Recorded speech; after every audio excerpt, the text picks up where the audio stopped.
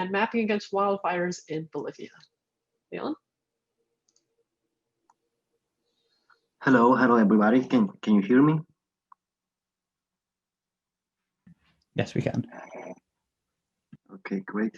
So let me share my screen.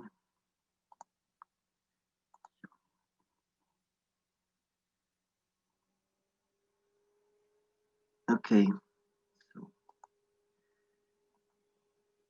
So hello everybody. My name is Leon. I'm an environmental engineer from Bolivia, and I want to tell you about mapping against wildfires.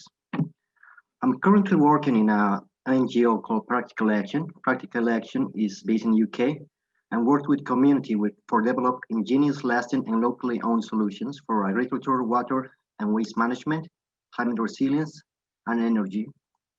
Currently working in several countries in Africa, Asia, and Latin America. There's the website if you need more info. So in 2019, Bolivia was heavily hit by wildfires. This is when we had the idea to work with one of our affected communities, where we had other projects to map to support the ongoing response to the wildfires. We were selected as the one of the 2020 Microgrants program. So where is San Ignacio de Velasco, the community? It's in a Santa Cruz department, as you can see in the east side of Bolivia. And as you can see, it's a big territory. Here's a picture of the main town. As you can see, it's a beautiful place. And also, I want to tell you that San Ignacio is in a very special place.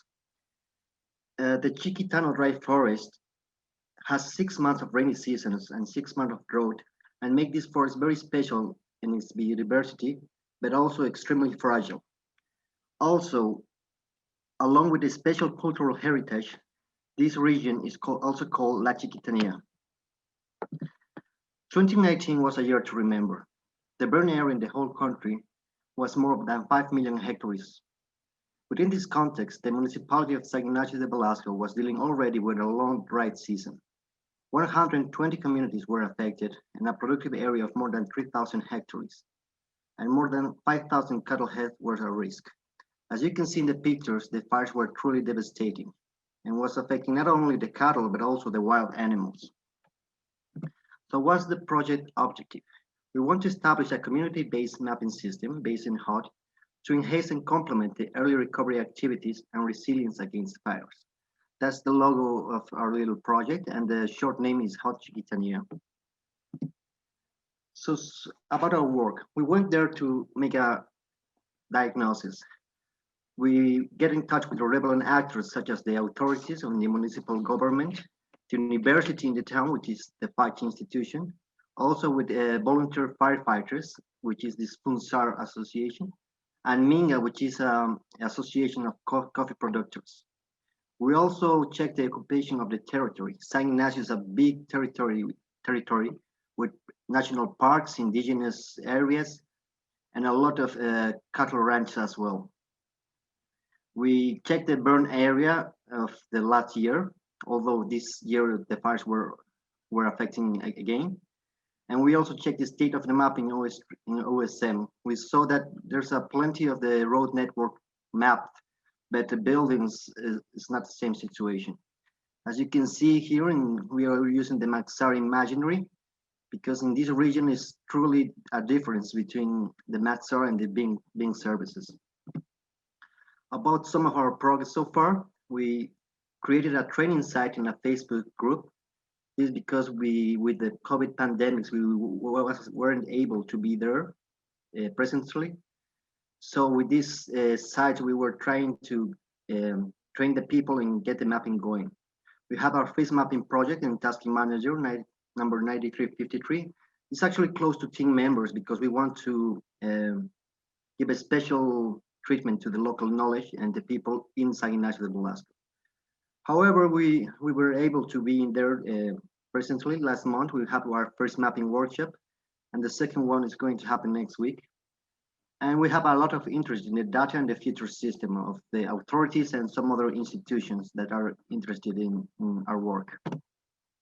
But let me tell you about our limitation as well.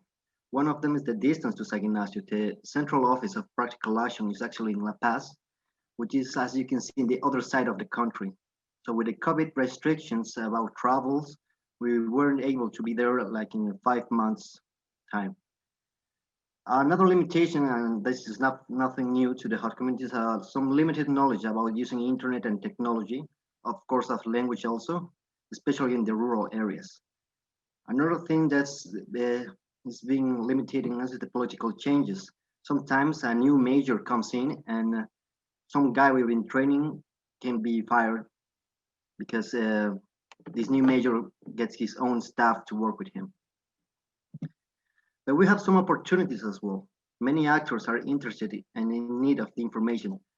As I mentioned before, this Minga institution is very interested in our work. Also, wildfires are now a recognized problem to authorities. So even in the national levels, they are not taking the wildfires lightly.